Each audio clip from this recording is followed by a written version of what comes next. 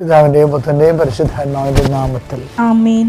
പ്രാർത്ഥിക്കാം. അമ്മേ പരിശുദ്ധമ്മേ, അമ്മേ പരിശുദ്ധമ്മേ, ദൈവമാതാവേ, കൃപാസനത്തിലൂടെ ഞങ്ങൾക്കും ഞങ്ങളുടെ ദേശത്തിനും അമ്മ മധ്യസ്ഥം തേടി തന്ന എല്ലാ അനുഗ്രഹങ്ങൾക്കും കൃപകൾക്കും ഞങ്ങളിപ്പോൾ ഹൃദയം നിറഞ്ഞ നന്ദി പറയുന്നു. അമ്മേ പരിശുദ്ധമ്മേ, ദൈവമാതാവേ, 2004 ഡിസംബർ 7 ഉച്ചകഴിഞ്ഞ് 2:30 കൃപാസനത്തിൽ സംഭവിച്ച അമ്മയുടെ പ്രത്യക്ഷപ്പെടലിനെ കുറിച്ച് തിരുസഭയ്ക്ക് സമർപ്പിച്ചിരിക്കുന്ന പഠനരേഖകളുടെ സഭാത്മകമായ പഠനം ആരംഭിക്കുവാൻ ഞങ്ങൾ പ്രാർത്ഥിക്കുന്നു.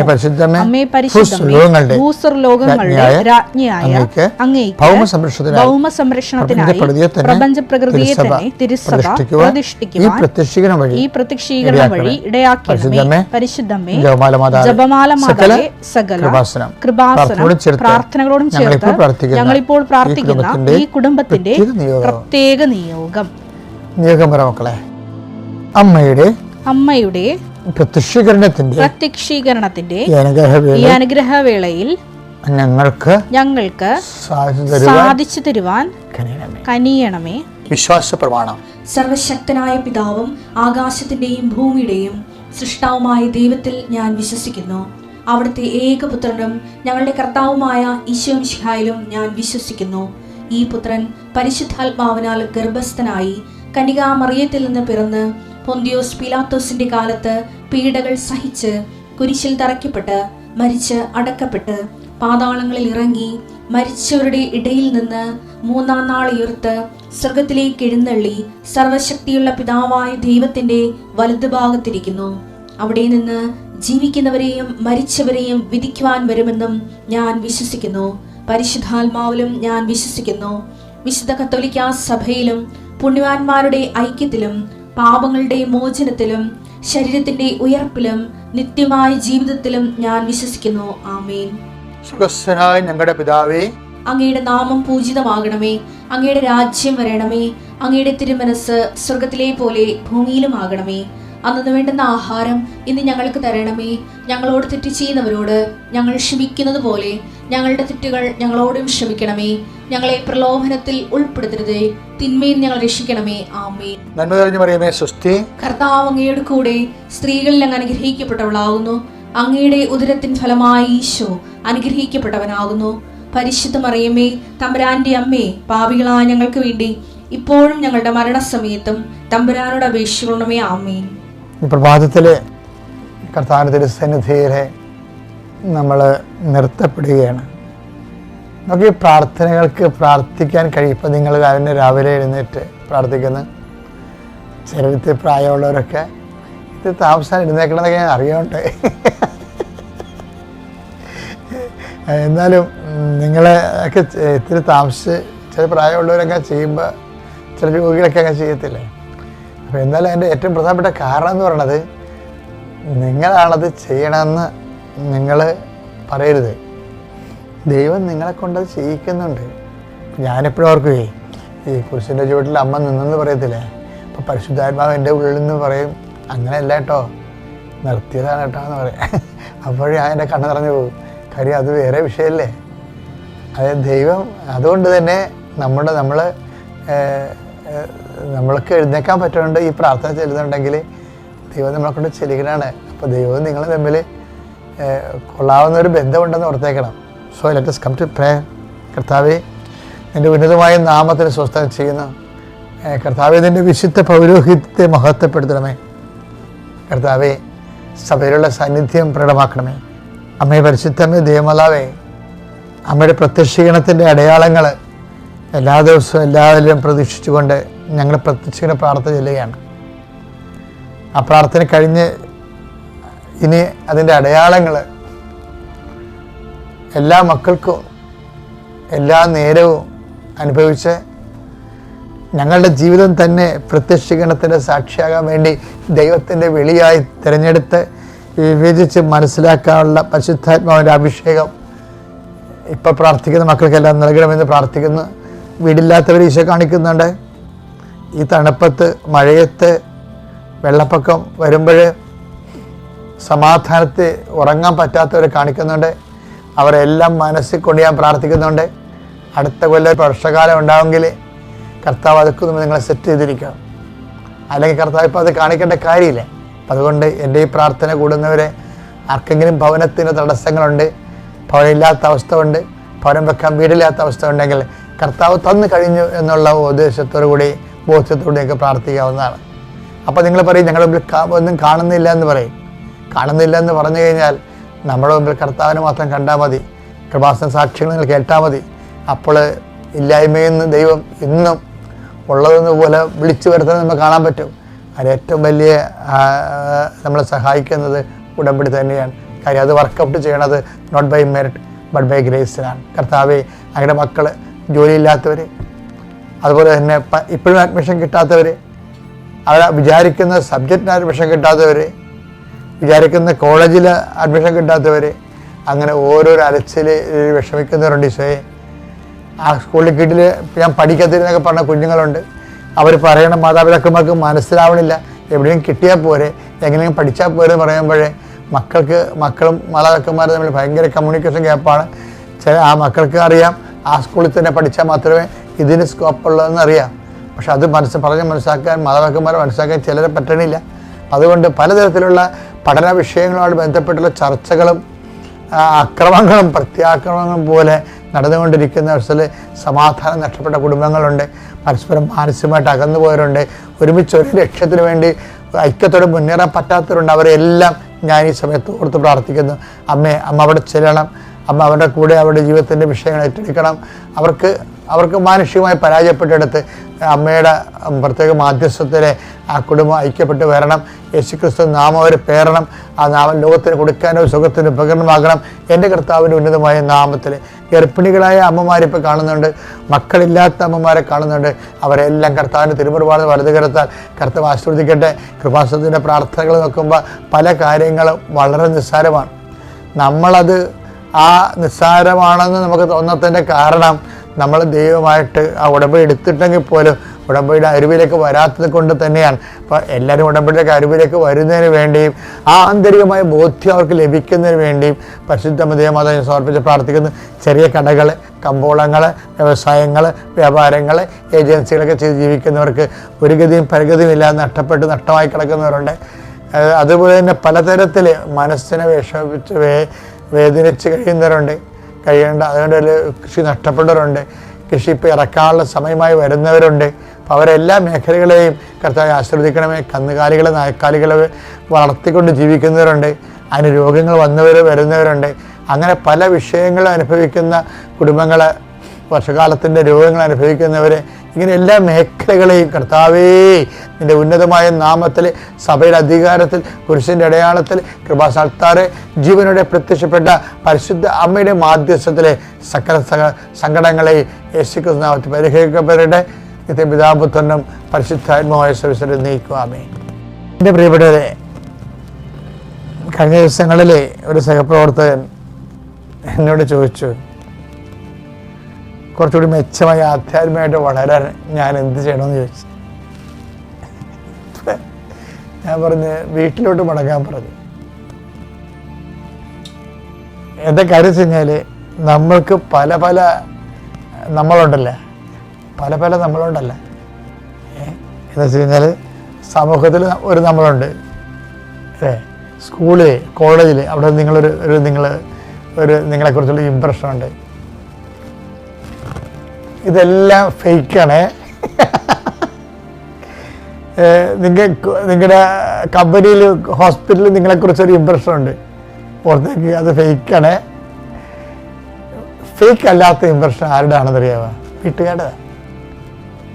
വീട്ടിൽ നിങ്ങളെ ഫേക്ക് അല്ലെങ്കിൽ റിയൽ ആണെങ്കിൽ നിങ്ങളെ പക്ക റിയലാണ്. കാര്യം നിങ്ങളെ കൃത്യമായിട്ട് അകവും പുറവും വ്യത്യസ്തമായ കാലാവസ്ഥകളിൽ അറിയാവുന്ന ആൾക്കാരാണ് വീട്ടിലുള്ളത്. അപ്പം വീട്ടിൽ നിന്നൊരു സർട്ടിഫിക്കറ്റ് കിട്ടിയാൽ ഓക്കെയാണ്. അതുകൊണ്ടാണ് കർത്താവ് അവനെ വീട്ടിലോട്ട് പറഞ്ഞു വിട്ടില്ല. പിശാച് ബാധിതനാണ്. പിശാച് അവന് ഒഴിഞ്ഞു പോയിട്ടുള്ളൂ. പിശാച് കുറേ നാൾ താമസിച്ചാണ് അവൻ്റെ ശരീരത്തിലേ. അപ്പം ആ പെരുമാറ്റം എന്ന് പറഞ്ഞാൽ എന്താണ്? ബിഹേവിയർ അല്ലേ? ആ ബിഹേവിയർ ഉണ്ടല്ലോ. ഇപ്പം ഒരു പിശാച് ബാധിതനെ ഈശോ ഒഴിപ്പിച്ചില്ലേ?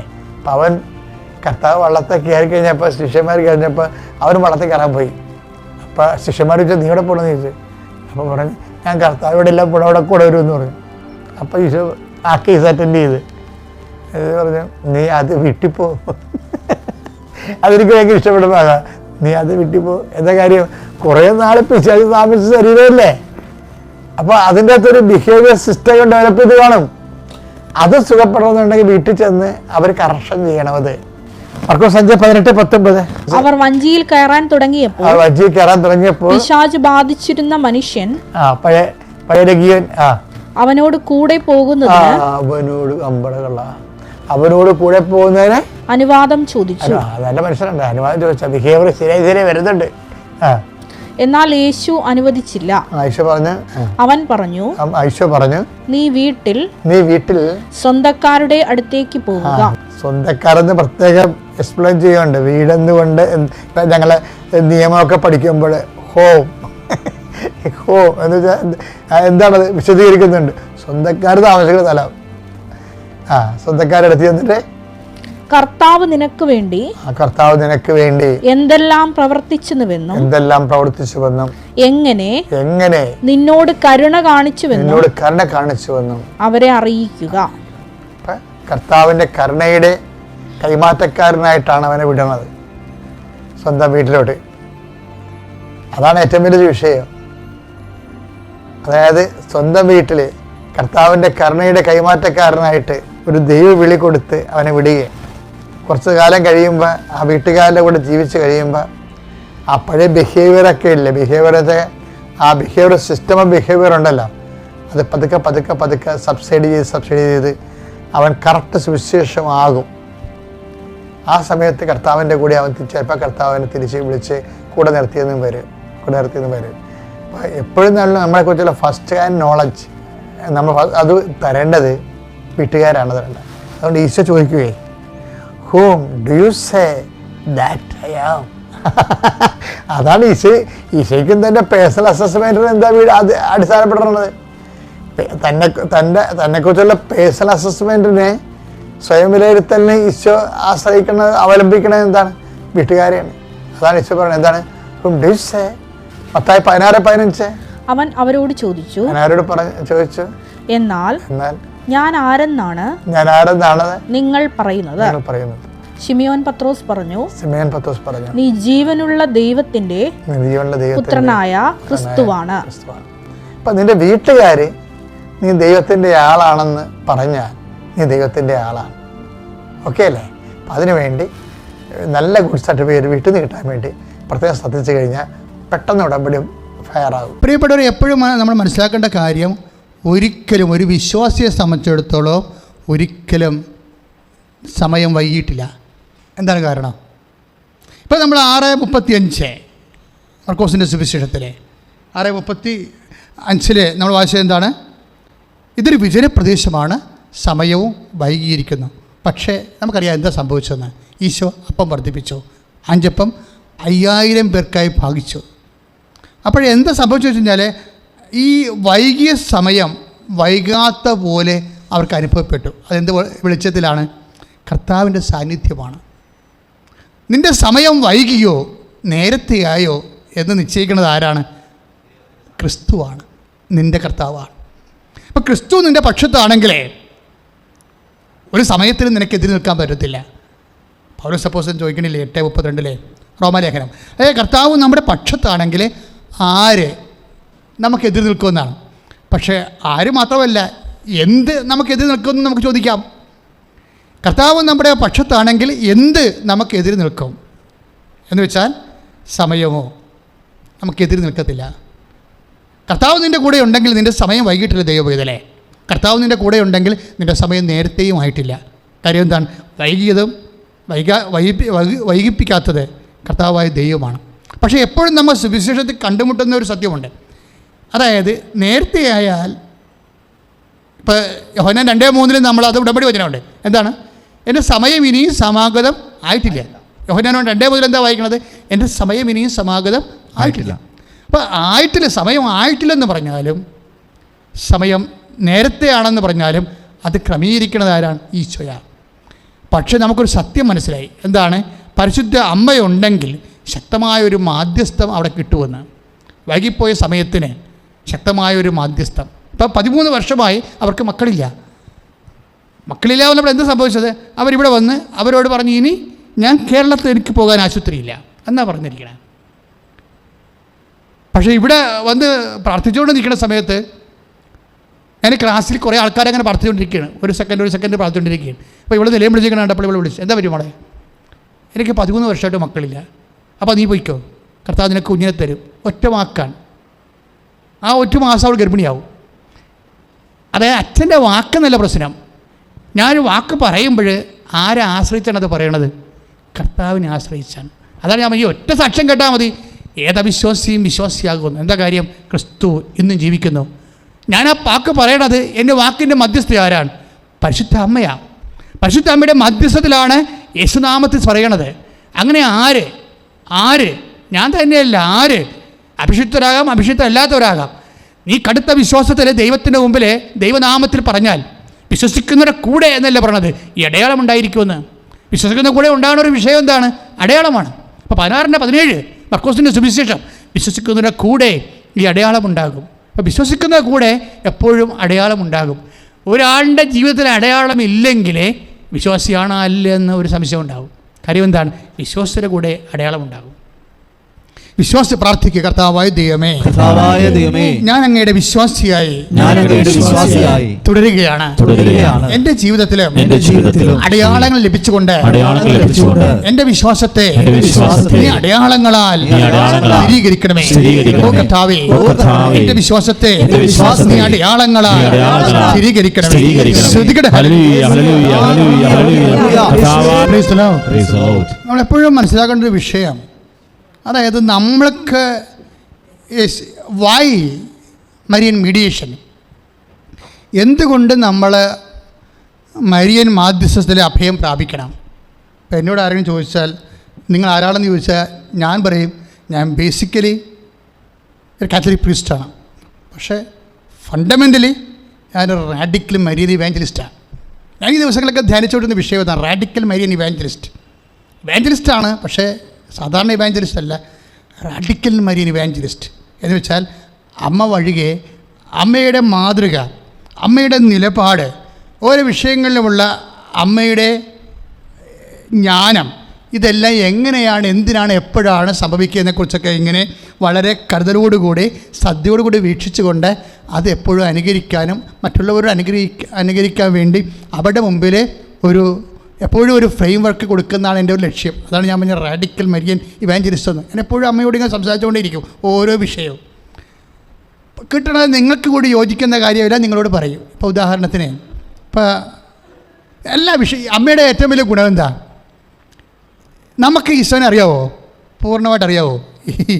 എനിക്ക് 4 വയസ്സ് മുതൽ ഞാൻ ഈശോൻ്റെ കൂടെ നടക്കണതാണ്. ഓർമ്മയിലും പഠനത്തിലും പ്രാർത്ഥനയിലും ജീവിതത്തിലും സൃഷ്ടിയിലും എല്ലാം. ഇപ്പോഴും നമുക്കറിയാം 1% പോലും കർത്താവിനെ അറിയാൻ പറ്റത്തില്ല. എങ്ങനെയാ? നമുക്ക് 1% പോലും ഈശോനെ അറിയാൻ പറ്റത്തില്ല. പൗലോസ് അപ്പോസ്തലൻ ചോദിച്ചില്ല, അറിയാത്തത് എങ്ങനെ പ്രസംഗിക്കാൻ പറ്റത്തില്ല. അറിയാവുന്ന 1% നിന്ന് ഞാനീ പ്രസംഗിക്കണം. പക്ഷെ എൻ്റെ കൂടെ ഒരാളുണ്ട്. ആരാണ്? അമ്മ. അമ്മയുടെ ഗുണം എന്താ? അതാണ് അമ്മയെ വൈ മരിയൻ മീഡിയേഷൻ. എന്താ കാര്യം? ഇപ്പോൾ ഈശോയെ അമ്മയ്ക്ക് പൂർണ്ണമായിട്ട് അറിയാം. ദാറ്റ്സ് മതി. വീട്ടില്ലേ നമ്മളെ ടാഗ് ചെയ്യണം. മരിയ സ്പിരിച്വാലിറ്റിയുമായിട്ട് നമ്മുടെ സ്പിരിച്വാലിറ്റി ടാഗ് ചെയ്യണം നമ്മൾ ചെയ്യണത്. എന്താ? നമ്മൾക്ക് ഈശോനെ അറിയത്തില്ല, അറിയാനുള്ള കപ്പാസിറ്റി നമുക്കില്ല. അതൊക്കെ മേലല്ലേ ഈശോ. പക്ഷെ നമുക്കൊരു കാര്യം അറിയാം, അമ്മയ്ക്ക് ഈശോനെ അറിയാം. കാര്യം മനസ്സിലായില്ലേ? ഈശോനെ അറിയാവുന്ന, പൂർണ്ണമായിട്ട് അറിയാവുന്ന അമ്മയോടുകൂടി നമ്മൾ അമ്മയുടെ കരം നമ്മൾ ഗ്രഹിക്കുന്നു, അമ്മയുടെ വഴികൾ നമ്മൾ തേടുന്നു, അമ്മയുടെ സമീപനം നമ്മൾ നോക്കുന്നു. ഇതെല്ലാം നോക്കി കഴിയുമ്പോൾ ഈശോനെ പൂർണ്ണമായിട്ട് അറിയാവുന്ന അമ്മ നമ്മുടെ മാതൃകയും മാധ്യസ്ഥമാകുമ്പോൾ നമ്മൾക്ക് കിട്ടുന്നത് എന്താണ്? അമ്മയുടെ അനന്തജ്ഞാനത്തിൽ നമ്മൾക്ക് ഓഹരി കിട്ടുകയാണ്. ഇപ്പോൾ ഞാൻ ഒരു ചെറിയൊരു ഉദാഹരണം പറയാം. ഇപ്പോൾ യോഹന്നാൻ്റെ സുവിശേഷം 6:6 എന്താ എഴുതിയിരിക്കണത്? എന്ത് ചെയ്യണമെന്ന് അവന് നേരത്തെ, അവനെ പരീക്ഷിക്കാനാണ് യേശു ഇങ്ങനെ ചോദിച്ചത്. എന്ത് ചെയ്യണമെന്ന് യേശു നേരത്തെ മനസ്സിൽ കരുതിയിരുന്നു. Praise the Lord. അതാണ് സംഭവം. അപ്പം വർദ്ധിപ്പിക്കേണ്ട വിഷയമാണ്. മറ്റേ സഹോദരൻ പറയുന്നുണ്ട്, എന്താണ്? വിജനപ്രദേശമാണ്, നേരവും വൈകി എന്നൊക്കെ പ്രാതികൂല്യങ്ങളൊക്കെ പറയുമ്പോഴും യോഹന്നാൻ എന്താ പറയണത്? 6:6 എന്ത് ചെയ്യണമെന്ന് യേശു നേരത്തെ മനസ്സിൽ കരുതിയിരുന്നു. എന്ത് ചെയ്യണമെന്ന് യേശു നേരത്തെ മനസ്സിൽ കരുതിയിരുന്നു എന്നാണ്. അപ്പോൾ യേശുവിൻ്റെ രീതി എന്താണ്? എല്ലാ വിഷയങ്ങൾക്കും, ഇപ്പം മുല്ലപ്പെരിയാർ ഇടിഞ്ഞു വീണെന്ന് പറഞ്ഞാൽ പോലും കർത്താവിൻ്റെ മുമ്പിൽ അതിനൊരു പ്രതിവിധിയുണ്ട്. കേരള സഭയാണ് പ്രാർത്ഥിക്കേണ്ടത്. കർത്താവിന് അറിയാത്തവരെ കുറിച്ച് നമ്മൾ പറഞ്ഞിട്ട് കാര്യമില്ല. കേരള സഭ മറ്റു പല വിഷയങ്ങൾക്കും വിവാദ വിഷയങ്ങളും തലവൂരിക്കൊണ്ട് മര്യാദക്ക് മുട്ടയെന്ന് കണ്ണീരോടെ പ്രാർത്ഥിച്ചാൽ ഈ വിഷയത്തിൽ എന്ത് ചെയ്യണമെന്ന് ഈശോയ്ക്കറിയാം. ഈശോ അത് ചെയ്തിരിക്കും. ഞാനും എൻ്റെ ജീവിതത്തിലൊക്കെ പല വിഷയം വരുമ്പോഴേ എൻ്റെ കയ്യിൽ നിന്ന് വിട്ടുപോകുന്ന പോലെ തോന്നിയാൽ ഞാൻ പിന്നെ അത് ആരോടും പറയത്തില്ല, ദൈവത്തോട് മാത്രമേ പറയത്തുള്ളൂ. എന്തിനാണ് കാര്യം? ചില വിഷയങ്ങൾ നിങ്ങളുടെ ജീവിതത്തിൽ സംഘർഷാത്മകമായിട്ട് വരണതേ നാട്ടുകാരോടൊക്കെ ഇങ്ങനെ വിളമ്പിക്കൊടുക്കാനൊന്നുമല്ല, ദൈവത്തിൻ്റെ മുമ്പിലേക്ക് നീ ഒറ്റയ്ക്ക് വരാൻ വേണ്ടിയാണ്. നീ ചിലപ്പോൾ അപ്പനോട് പറയും, അമ്മയോട് പറയും, സഹോദരനോട് പറയും, ബിഷപ്പിനോട് പറയും, നാട്ടുകാരോട് പറയും, പാർട്ടിക്കാരോട് പറയും, സഹോദരോട് ഒരു കഥയുമില്ല. കഥയില്ലെന്നല്ല, ഒരു പരിധി വരെയൊക്കെ അവർക്ക് നമ്മളെ സഹായിക്കാൻ പറ്റത്തുള്ളൂ. ആ സഹായം ചിലപ്പോൾ നമുക്ക് ഈ സമയത്ത് അത്രയും സഹായം പോരാണ്ട് വരും. അപ്പം അങ്ങനെ ഒരു വിഷയമാണെന്ന് കണ്ടാൽ നീ എന്ത് ചെയ്യണം? നീ പൂർണ്ണമായിട്ട് എല്ലാ കണക്ഷൻസും ഓഫ് ചെയ്തുകൊണ്ട് കർത്താവിൻ്റെ അടുത്ത് മാത്രം ഇരിക്കണം. പക്ഷേ അമ്മ മാധ്യസ്ഥയാണെങ്കിൽ നീ രക്ഷപ്പെട്ടു. എന്താ കാര്യം? നീ ദൈവതിരുസന്നിധി എത്ര കണ്ട് തേറിയാലും നിൻ്റെ തേറ്റത്തിനൊക്കെ ഒരു പരിധിയുണ്ട്. പക്ഷെ അമ്മനൊക്കെ മധ്യസ്ഥം വഹിച്ചാലോ എല്ലാം ക്ലിയറായി. എന്താ കാര്യം? അമ്മയുടെ സ്വാധീനം. ഇപ്പം തന്നെ ഈ കാനായിലെ കല്യാണത്തിൽ ഈശോയ്ക്ക് അമ്മയ്ക്കറിയാവുന്നൊരു അറിവുണ്ട്. എന്താ കാര്യം? ഇപ്പം ഈ യോഹന്നാൻ 6:6 എന്ത് ചെയ്യണമെന്ന് അവന് നേരത്തെ അറിയാമായിരുന്നു പറയും.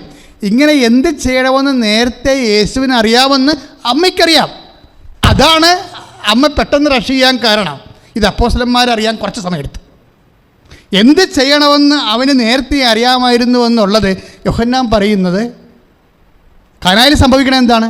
അവർക്ക് വീഞ്ഞില്ല എന്ന് പറയുമ്പോൾ അവിടെ എന്ത് ചെയ്യണമെന്ന് യേശുവിന് നേരത്തെ അറിയാമെന്ന് പരിശുദ്ധ അമ്മയ്ക്കറിയാവുന്നത് കൊണ്ടാണ് അമ്മ യേശുവിൻ്റെ അടുത്തേക്ക് ആ സമയത്ത് സെക്കൻഡ് സമയം കളയാതെ റഷ് ചെയ്യാൻ കാരണം. ഇതാണ് അമ്മ എന്ന് വെച്ചാൽ യേശുവിനെ മാക്സിമം അറിയാവുന്ന ആൾ. എപ്പോഴേ ഏത് തരത്തിൽ എങ്ങനെ പ്രവർത്തിക്കണം, ഈ വിഷയത്തിന് എന്താണൊരു സമാധാനമെന്ന് യേശുവിന് നേരത്തെയുള്ള അറിവ് നമുക്ക് അനുഭവത്തിലേക്ക് കൊണ്ടുവരാൻ അമ്മയാണ് ഒരു മധ്യസ്ഥം. അമ്മയുടെ നാമം മാത്രമാണ് നമുക്ക് ലഭിച്ചിരിക്കുന്നത്. ഇപ്പം ആകാശത്തിനും ഭൂമിക്കും മധ്യേ മനുഷ്യന് രക്ഷ നൽകാൻ ഒരേ ഒരു നാമമേ നൽകപ്പെട്ടിട്ടുള്ളൂ. ആ നാമത്തോട് മധ്യസ്ഥം വഹിക്കാൻ ഒരേ ഒരു നാമമേ നൽകപ്പെട്ടുള്ളൂ. അത് മറിയത്തിൻ്റെ നാമമാണ്. സ്തുതിക്കട്ടെ, ഹല്ലേലൂയ.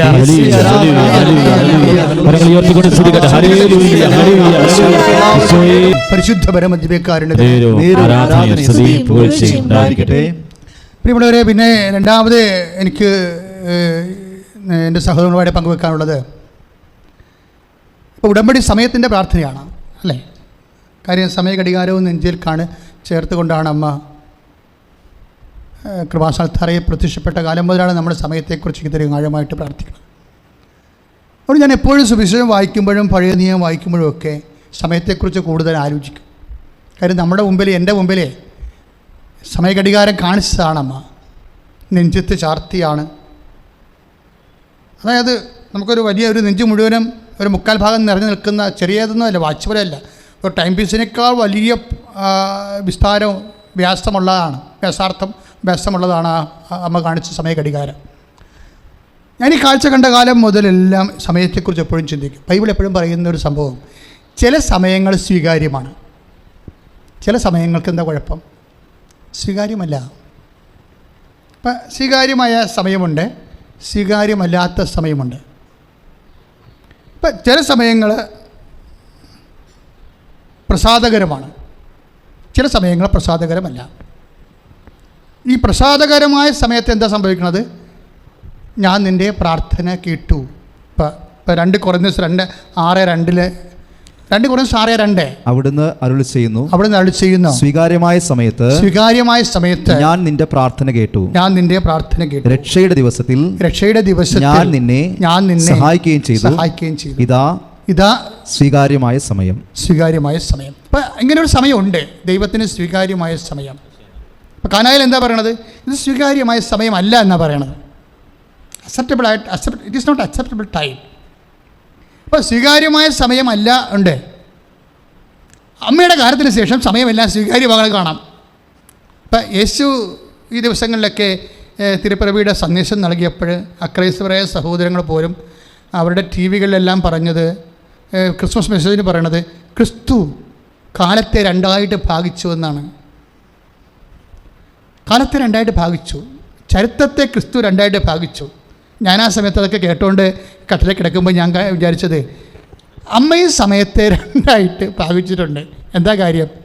സ്വീകാര്യമല്ലാത്ത സമയവും സ്വീകാര്യമായ സമയവും ഉണ്ടായി. കുറേ സമയം സ്വീകാര്യമല്ലാത്തതും കുറേ സമയം സ്വീകാര്യമാകുന്ന സമയമുണ്ട്. അമ്മ വന്നപ്പോൾ എല്ലാ സമയത്തെയും സ്വീകാര്യമാക്കും. അമ്മ എങ്ങനെയാണ് എല്ലാ സമയത്തെയും സ്വീകാര്യമാക്കണത്? അപ്പോൾ നിനക്ക് വീടില്ല, നിൻ്റെ വിവാഹം വെക്കണില്ല, നിനക്ക് രോഗമാണ്, അപ്പം നിനക്ക് മരുന്ന് ഏക്കണില്ല എന്നൊക്കെ നമുക്ക് ഓരോ സ്വീകാര്യമല്ലാത്ത കുറേ നെഗറ്റീവ്സ് വരും. ഇപ്പം ഇല്ല എന്ന് പറയണമല്ലോ സ്വീകാര്യമല്ലാത്ത സമയമെന്ന് പറയണത്. അവർക്ക് വീഞ്ഞില്ല, ദാറ്റ് മീൻസ് അത് സ്വീകാര്യമല്ലാത്തൊരു സമയമാണ്. അതുപോലെ ഇല്ലായ്മ കുറേ ഞാൻ കഴിഞ്ഞ ചൊവ്വാഴ്ചയിൽ സുവിശേഷത്തിൽ പറഞ്ഞായിരുന്നു. എന്താ പറഞ്ഞത്? അവർക്ക് വീഞ്ഞില്ല, അവർക്ക് സത്രത്തിൽ സ്ഥലം ലഭിച്ചില്ല, ഇങ്ങനെ കുറേ ഇല്ലായ്മയുടെ കാലമാണ് സ്വീകാര്യമല്ലാത്ത സമയം. നെഗറ്റീവ് ടൈംസ് വരും. നമ്മൾ ചില ലക്ഷണം പറയുന്ന ആൾക്കാരെ പോലെ ഗ്രഹങ്ങളുടെ സഞ്ചാരം അനുസരിച്ച് പറയുകയല്ല. സുവിശേഷത്തിൻ്റെ പ്രസാദാത്മകമായ സമയമുണ്ട്. പ്രിയമുള്ളവരെ, ഐസയ്യ 49:8 കർത്താവ് അരുളി ചെയ്യുന്നു, പ്രസാദകരമായ കാലത്ത് നിനക്ക് ഞാൻ ഉത്തരമരുളി, രക്ഷയുടെ ദിവസത്തിൽ ഞാൻ നിന്നെ സഹായിച്ചു. അങ്ങനൊരു കാലമുണ്ട്. ഐസയ്യ 49:8 കർത്താവ് അരുളി ചെയ്യുന്നു, പ്രസാദകാലത്ത് ഞാൻ നിനക്ക് ഉത്തരമരുളി. അപ്പം പ്രസാദപരമായ കാലമുണ്ട്. ഇത് തന്നെയാണ് 2 കൊറിന്തോസിൻ്റെ 6:2 നമ്മൾ വായിച്ചത്. എന്താ വായിച്ചത്? സ്വീകാര്യമായ സമയത്ത് ഞാൻ നിൻ്റെ പ്രാർത്ഥനയ്ക്ക് ഉത്തരമരുളി. ഇപ്പം 2 സമയം വന്ന കണ്ടില്ലേ? എന്താണ്? ഒന്ന് പ്രസാദകാലം, രണ്ടാമത്തത് സ്വീകാര്യമായ കാലം. അപ്പോഴേ എന്താണ് ഈ പ്രസാദകാലം എന്ന് പറയണത്? അതായത് പ്രസാദകാലം ഉണ്ടെങ്കിൽ തീർച്ചയായിട്ടും പ്രസാദിക്കാത്ത കാലമുണ്ട്. ഐസയുടെ കാലത്ത്, എലീഷയുടെ കാലത്ത്, ഏലിയായുടെ കാലത്ത് സ്വർഗം അടച്ചു കളഞ്ഞില്ലേ? 3 വർഷം മുഴുവനും സ്വർഗം അടച്ചു. അത് പ്രസാദകാലമല്ല. ജനങ്ങളുടെ പാപം പെരുക്കിയപ്പോഴാണ് സ്വർഗം അടച്ചത്. അതിനിപ്പോൾ ഐസയ്യ 49:8 പറയണത് എന്താ പറയണത്? കർത്താവ് അരുളി ചെയ്യുന്നു, പ്രസാദകാലത്ത് ഞാൻ നിനക്ക് ഉത്തരമരുളി, രക്ഷയുടെ ദിവസത്തിൽ ഞാൻ നിന്നെ സഹായിച്ചു. സി, അപ്പോൾ എന്നെ കേട്ടുകൊണ്ടിരിക്കുന്ന ദൈവപൈതലേ, അപ്പോൾ നീ ഓർക്കും, ഓ ശരി, അച്ഛൻ പറഞ്ഞത് ശരി. ഇപ്പോൾ എൻ്റെയൊക്കെ പ്രാർത്ഥന ഒന്നും കേൾക്കാത്തതിൻ്റെ കാരണം സ്വീകാര്യമായ സമയം അല്ലാത്തത് കൊണ്ടായിരിക്കും. അച്ഛൻ പറഞ്ഞു ശരി, എൻ്റെ ഈ രോഗം ഇപ്പോൾ വിട്ടു മാറാത്തതിൻ്റെ കാരണം, എൻ്റെ കല്യാണം നടക്കാത്തതിൻ്റെ കാരണം, എനിക്ക് കുട്ടി ഉണ്ടാവാത്തതിൻ്റെ കാരണം ഇത് പ്രസാദകരമായ കാലമല്ലാത്തതായിരിക്കും. അവിടെയാണ് പ്രശ്നം. ഇത് അമ്മയ്ക്ക് മുമ്പ് എഴുതിയ സുവിശേഷ ഭാഗങ്ങളാണ്. അമ്മയുടെ കാലത്തോട് ഇത് അവസാനിക്കുകയാണെന്നാണ് സുവിശേഷം പറയണത്. ഈ വചനഭാഗങ്ങളെല്ലാം ഏതാണ്? അമ്മയ്ക്ക് മുമ്പ് എഴുതപ്പെട്ടതാണ്. അമ്മയുടെ കാലമത്തോടു കൂടി ആദ്യത്തെ അടയാളം കാണിക്കാൻ പോവുകയാണ് ഈശോ. എൻ്റെ ദൈവപൈതലേ, ഇനി ഭൂമിയെ ഒരു പ്രളയം കൊണ്ട് ഞാൻ നശിപ്പിക്കുകയില്ലെന്ന് വാഗ്ദാനം ചെയ്ത കർത്താവ് ഇപ്പോൾ വചനം മാംസമായി കാനായിലെ കല്യാണ കുടുംബത്തിൽ നിൽക്കുമ്പോഴാണ് അവിടെ വീണ്ടും ഒരു വിഷയം. എന്താ വിഷയം? അവിടെ വീഞ്ഞ് തീർന്നു പോകുന്നു, അവർക്ക് സങ്കടകാലം വരാൻ പോകുന്നു. എന്താ സംഭവം? ഈ വിഷയത്തിൽ അമ്മ ഇടപെടുത്ത് പെടുന്നത് എന്താണ്? പ്രസാദകരമായ കാലത്ത്, പ്രസാദകരമല്ലാത്തൊരു കാലം, അല്ലെങ്കിൽ നേരത്തെ പറഞ്ഞതുപോലെ സ്വീകാര്യമല്ലാത്ത ഒരു കാലം. എൻ്റെ സമയം ഇനി സമാഗതമായിട്ടില്ലെന്ന് യോഹന്നാൻ 2:3 പറയുമ്പോൾ സ്വീകാര്യമല്ലാത്തൊരു സമയമാണ്. കാര്യം എന്താണ്? നേരത്തെ ആയിപ്പോയി. അപ്പോൾ വൈകിപ്പോയാലും സ്വീകാര്യമല്ലാതെ വരും, നേരത്തെ ആയാലും സ്വീകാര്യമല്ലാതെ വരും. പക്ഷേ പരിശുദ്ധമ്മ മധ്യസ്ഥത്തിനുണ്ടെങ്കിൽ ഏത് സ്വീകാര്യമല്ലാത്ത സമയത്തെയും സ്വീകാര്യമാക്കുകയും ഏത് പ്രസാദകരമല്ലാത്ത സാഹചര്യത്തെ പ്രസാദകരമാക്കുകയും ചെയ്യുന്നത് മറിയത്തിൻ്റെ മധ്യസ്ഥമാണ്. ശ്രുതികട്ടെ ശ്രുതികട്ടെ. ഹല്ലേലൂയ ഹല്ലേലൂയ ഹല്ലേലൂയ. കരങ്ങൾ ഉയർത്തിക്കൊണ്ട് സ്തുതിക്കട്ടെ. ഹല്ലേലൂയ ഹല്ലേലൂയ. യേശുവേ നന്ദി കർത്താവേ. കർത്താവേ അമ്മയുടെ മാധ്യസ്ഥതയിൽ ഉടമ്പടി ഓരോ മകനെയും പരിശുദ്ധ പരമദിവ്യകാരുണ്യത്തിന് നേരവും ആരാധനയും സ്തുതിയും പുകഴ്ചയും ഉണ്ടായിരിക്കട്ടെ. പ്രിയമുള്ളവരെ, ഈ വചന പ്രഘോഷണം നിങ്ങൾ വളരെയേറെ ശ്രദ്ധിക്കണം. അതായത് എപ്പോഴും കൃപാസനത്തിലേക്ക് നൽകുന്നത് how to do it, what is the know how of getting grace. ആ രീതിയിലാണ് ഈ വചനം ധ്യാനിച്ച് പോകണത്. ഞാൻ അങ്ങനെ പ്രാർത്ഥിക്കണത്, അങ്ങനെ ധ്യാനിക്കണത്, അങ്ങനെ നിങ്ങൾക്ക് തരണത്. അതായത് ഇപ്പോൾ അസ്വീകാര്യമായ സമയമുണ്ട്, പ്രസാദാത്മകമായ സമയമുണ്ട്. പക്ഷേ നോ ടെൻഷൻ, നമ്മൾ ടെൻഷൻ അടിക്കത്തില്ല. എന്താ കാര്യം? നമുക്കൊരു മരിയൻ വേ ഉണ്ട്. ഇപ്പം ഞാൻ അമ്മയെക്കുറിച്ച് പറയുമ്പോൾ നിങ്ങൾ ഓർക്കരുത് കർത്താവിൻ്റെ ഒപ്പം ഞാൻ പാരലായിട്ട് അമ്മയെ കൊണ്ടുവരികയാണ്. നോ, നെവർ നോട്ട്, ഒരിക്കലുമില്ല. എന്താണ് അമ്മ അവിടെ ഈ സ്വീകാര്യമായ അല്ലാത്ത സമയത്തെ സ്വീകാര്യമാക്കുന്നതിന് അമ്മ ഉപയോഗിച്ച ടെക്നിക്ക് എന്താണെന്ന് നിങ്ങൾ അറിയണം. അത് പരിശുദ്ധാത്മാവിന് അനന്ത ജ്ഞാനത്തിൽ നിന്ന് കിട്ടുന്ന ടെക്നിക്കാണ്. എന്താണ് പരിശുദ്ധ അമ്മ പ്രസാദകരമല്ലാത്ത ഒരു സമയത്തെ പ്രസാദകരമാക്കാൻ അമ്മ എന്താണ് ചെയ്യണതെന്ന് നിങ്ങൾ അറിയണം. അല്ലാതെ യേശുവിന് പാരലായിട്ട് ഒരു സഖരക്ഷകയായിട്ട് പോലും അല്ല ഞാൻ അമ്മയെ അവതരിപ്പിക്കുന്നത്. മറിച്ച് ഒരു പക്ഷേ ഒരു കാലത്ത് സഭ അത് തിരിച്ചറിയുമെന്ന് ഞാൻ പ്രതീക്ഷിക്കുകയാണ്. പ്രാർത്ഥിക്കുമ്പോൾ, പ്രാർത്ഥനയിൽ സഭ പുരോഗമിക്കുമ്പോൾ അങ്ങനെയുള്ള സത്യങ്ങൾ ദൈവം സഭയ്ക്ക് വെളിപ്പെടുത്തുമായിരിക്കും. പക്ഷേ ഞാനിവിടെ പറയുന്ന വിഷയം എന്താണ്? നമ്മുടെ ജീവിതത്തിൽ സ്വീകാര്യമായ സമയം അല്ലാത്ത സമയം വരും. പക്ഷേ നിങ്ങളെ പതറരുത്, അതാണ് എൻ്റെ പ്രശ്നം. നമ്മുടെ ജീവിതത്തിലെ ഇത് പറഞ്ഞ പോലെ, നേരത്തെ പറഞ്ഞ ഈശോയുടെ വചനം പോലെ, എന്താണ് കർത്താവിൻ്റെ വചനം പോലെ ചിലപ്പോൾ പ്രസാദകരമല്ലാത്ത സമയം വരും. ഈ പ്രസാദകരമല്ലാത്ത സമയത്തെ എങ്ങനെ പ്രസാദകരമാക്കാം? First question. അല്ലെങ്കിൽ സ്വീകാര്യമല്ലാത്ത സമയത്തെ എങ്ങനെ സ്വീകാര്യമാക്കാം? Second question. അപ്പോൾ ആരാണ് അതിനെന്ത് ചെയ്യണം? ആരെയാണ് ദൈവം പ്രസാദിക്കണമെന്ന് അറിഞ്ഞാൽ മതി. ഇപ്പോൾ പ്രസാദകരമല്ലാത്തൊരു സമയത്തെ, ഇപ്പം നിൻ്റെ കുടുംബത്തിന് ഇത് ചെറിയ പ്രയത്തിൽ കാര്യം ഞാൻ നിങ്ങൾക്ക് പറയുമ്പോൾ നമ്മുടെ വിജാതീയ സഹോദരങ്ങളെ, മറ്റ് വിശ്വാസങ്ങളുള്ള സഹോദരങ്ങളെ സമയത്തെക്കുറിച്ച് പറയുന്ന പോലെ നിങ്ങൾ ചിന്തിച്ചു പോകും. അങ്ങനെ ചിന്തിക്കരുത്, അതല്ല പ്രശ്നം. ദൈവം സ്വീകരിക്കുന്ന സമയമുണ്ട്, ദൈവം സ്വീകരിക്കാത്ത സമയമുണ്ട്. അങ്ങനെ ഉണ്ടായിരുന്നു. പക്ഷേ ഈശോയുടെ ദൈവരാജ്യത്തിൻ്റെ പ്രോദ്ഘാടനത്തിന് ശേഷം അതിൻ്റെ അടയാളമായിട്ട് ഈശോയുടെ മഹത്വം വെളിപ്പെടുന്ന ആദ്യത്തെ അടയാളമായ കാനായിലെ കല്യാണത്തിൽ നടന്ന അത്ഭുതത്തിന് ശേഷം നമുക്ക് പറയാം സ്വീകാര്യമല്ലാത്ത സമയത്തെ അമ്മ സ്വീകാര്യമാക്കും. പ്രസാദകരമല്ലാത്ത സമയത്ത് കുടുംബത്തിലുണ്ടെങ്കിൽ അമ്മ പ്രസാദകരമാക്കും. അതെങ്ങനെയാണ് ആക്കണമെന്ന് അറിയണം. അല്ലാതെ അച്ഛൻ അമ്മയുടെ ഒപ്പം കൊണ്ടോ ഈശോയുടെ ഒപ്പം കൊണ്ടൊന്ന് അമ്മയെ പ്രതിഷ്ഠിച്ചെന്നല്ല പറയേണ്ടത്. അതെങ്ങനെയാണ് ആക്കണത്? അതിന് അമ്മ എന്താണ് ചെയ്തത്? അമ്മ എന്താ ചെയ്തത്? നമുക്കറിയാം ദൈവതിരുസ്ഥനി ഒരു വ്യക്തി പ്രസാദകരമാകുന്നത് എങ്ങനെയാണ്. എക്സോർവൈ ഞാനല്ലെങ്കിൽ നിങ്ങൾ ദൈവതിരുസന്നിധിയിൽ ഒരു വ്യക്തി പ്രസാദകരമാകണത്, ദൈവത്തിന് പ്രിയപ്പെട്ടതാകണത് എങ്ങനെയാണ്? അല്ലെങ്കിൽ അതായത് അത് മത്തായി ശ്ലീഹയുടെ സുവിശേഷത്തിലാണ് ഉള്ളത്. 12:18 എന്താണ്? ഇതാ ഞാൻ തിരഞ്ഞെടുത്ത എൻ്റെ ദാസൻ, എൻ്റെ ആത്മാവ് പ്രസാദിച്ച എൻ്റെ പ്രിയപ്പെട്ടവൻ, എൻ്റെ ആത്മാവ് പ്രസാദിച്ച എൻ്റെ പ്രിയപ്പെട്ടവൻ, ഞാൻ അവൻ്റെ മേൽ എൻ്റെ ആത്മാവിനെ അയക്കും, ഞാൻ അവൻ്റെ മേൽ എൻ്റെ ആത്മാവിനെ അയക്കും. Price the Lord. അതായത് ഇതാ ഞാൻ തിരഞ്ഞെടുത്ത എൻ്റെ ദാസൻ ബൈബിളിലെ ഏറ്റവും വലിയൊരു വാക്കാണ്, ഏറ്റവും വലിയ പദവിയാണ്. എന്താണ്? ദാസൻ ഓർ ദാസി. എല്ലാവരെയും ദൈവം ദാസനെന്ന് വിളിക്കത്തില്ല, എല്ലാവരെയും ദൈവം ദാസിയെന്ന് വിളിക്കത്തില്ല. നമ്മൾ പറയുന്ന മാനുഷികമായ അടിമത്തത്തിൻ്റെ രീതിയിലുള്ള ദാസനും ദാസ്യമല്ല ബൈബിളിലെ ദാസനും ദാസിയും. ബൈബിളിലെ ദാസൻ എന്ന് പറയണത് നമുക്കറിയാം എന്താണ്? ഇതാ ഞാൻ തിരഞ്ഞെടുത്ത, ഇപ്പം മത്തായി ശ്ലീഹയുടെ സുവിശേഷം 12:18 ഇതാ ഞാൻ തിരഞ്ഞെടുത്ത എൻ്റെ ദാസൻ, എൻ്റെ ആത്മാവ് പ്രസാദിച്ച എൻ്റെ പ്രിയപ്പെട്ടവൻ, എൻ്റെ ആത്മാവ് പ്രസാദിച്ച എൻ്റെ പ്രിയപ്പെട്ടവൻ. അപ്പോൾ ആത്മാവ് പ്രസാദിച്ച ആളിനാണ് ദാസൻ. അവിടെയാണ് വിഷയം. അപ്പം അല്ലെങ്കിൽ ദാസൻ്റെ മേലാണ് ആത്മാവ് പ്രസാദിക്കുന്നത്. അപ്പോൾ നമ്മൾ ചോദിക്കും ആരാണ് ദാസൻ, ആരാണ് ദാസി? ആരാണ് ദാസൻ, ആരാണ് ദാസി എന്നറിയാൻ ശരിക്കും പറഞ്ഞാൽ ലൂക്കാസ് വിശേഷമാണ് നല്ലത്. എന്താ കാര്യം? അമ്മ ഇതുപോലെ ഒരു പ്രത്യേക പ്രതിസന്ധിയിൽ ദൈവത്തോട് ചോദിക്കുന്ന ചോദ്യമാണ്, ഇതെങ്ങനെ സംഭവിക്കും? വിശുദ്ധ ലൂക്കാസ് വിശേഷം 1:34 അച്ഛൻ ഇടയ്ക്കിടയ്ക്ക് പറയാമെന്നാണ്.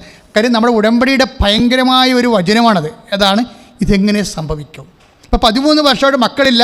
ഡോക്ടർ പറഞ്ഞു, കേരളത്തിലുള്ള എല്ലാ ആശുപത്രിയിലും പോയെന്ന് അവർ പറയുന്നു. ഡോക്ടർ പറഞ്ഞു ഇനി നിങ്ങൾക്ക് ഈ ജന്മത്തിൽ മക്കളെ കിട്ടാൻ സാധ്യതയില്ല. അപ്പോഴവളുടെ അമ്മ പറയും, നീ കൃപാസനം വരെ ഒന്ന് പോയി നോക്ക്. അപ്പോൾ അവൾ ചോദിക്കുന്ന ചോദ്യമാണ്, ഇതെങ്ങനെ സംഭവിക്കും? കാര്യം ഞാൻ ചെയ്യാവുന്ന എല്ലാം ചെയ്ത് നേരത്തെ കാഴ്ച എല്ലാം കഴിഞ്ഞു, ഇനി എന്ത് ചെയ്യാനാണ്, എങ്ങനെ സംഭവിക്കാനാണ്? പക്ഷെ അതിന് ദൈവത്തിന് 2 ഉത്തരമില്ല, ഒറ്റ ഉത്തരമേ ഉള്ളൂ. എങ്ങനെ സംഭവിക്കുമെന്ന് ചോദിക്കുന്ന ചോദ്യത്തിന് ഒറ്റ ഉത്തരമേ ദൈവത്തിനുള്ളത്. എന്താണ് ദൈവത്തിൻ്റെ ഉത്തരം? പരിശുദ്ധാത്മാവ് നിൻ്റെ മേൽ വരും.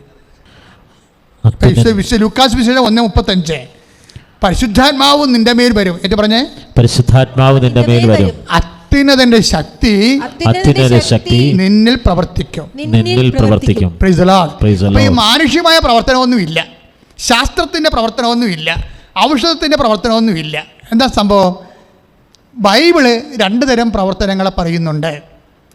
ലോകം ഒറ്റ പ്രവർത്തനങ്ങളെ പറയുന്നുള്ളൂ, മാനുഷികമായ പ്രവർത്തനങ്ങളെ പറയുന്നുള്ളൂ. ഒന്നെങ്കിൽ ശാസ്ത്രം, അല്ലെങ്കിൽ ശേഷി, അല്ലെങ്കിൽ സേമുഷി, ഒന്നെങ്കിൽ മണി, അല്ലെങ്കിൽ മസിൽ. ഇങ്ങനെയുള്ള പ്രവർത്തനമേ മാനുഷികമായിട്ടുള്ളൂ. അവിടെ അത് നടന്നില്ലെങ്കിൽ ആ സംഭവം സ്റ്റോപ്പ് ചെയ്യും. പക്ഷേ വിശുദ്ധ ഗ്രന്ഥം എന്താ പറയണത്?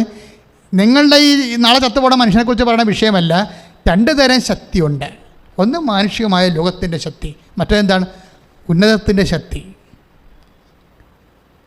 അതാണ് അമ്മ ചോദിക്കുമ്പോൾ ഇതെങ്ങനെ സംഭവിക്കുമെന്ന് ചോദിക്കുമ്പോൾ ലൂക്കാ 1:35 മാലാഖ പറയുന്ന മറുപടി എന്താണ്? പരിശുദ്ധാത്മാവ് നിൻ്റെ മേൽ വരും. ഇപ്പം ഞാൻ ആ മകളോട് പറഞ്ഞില്ലേ, കേരളത്തിൽ എല്ലാ ആശുപത്രിയിലും പോയി മകളെ എന്ന് പറയുമ്പോൾ അവിടെ നിലവിളിക്കുമ്പോൾ എന്താണ് പറയണത്? നീ പോയിക്കൊള്ളുക, കർത്താവ് നിനക്ക് കുഞ്ഞിനെ തരും. അതെന്താ പറയണത്? അത്യുന്നതൻ്റെ ശക്തിയിലാണ് പറയണത്.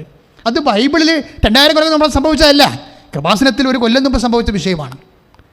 ഇതാണ് വിഷയം വന്നത്. ഇത് ഒറ്റപ്പെട്ട വിഷയമല്ല, ഇതുതന്നെയാണ് വിഷയങ്ങളെല്ലാം.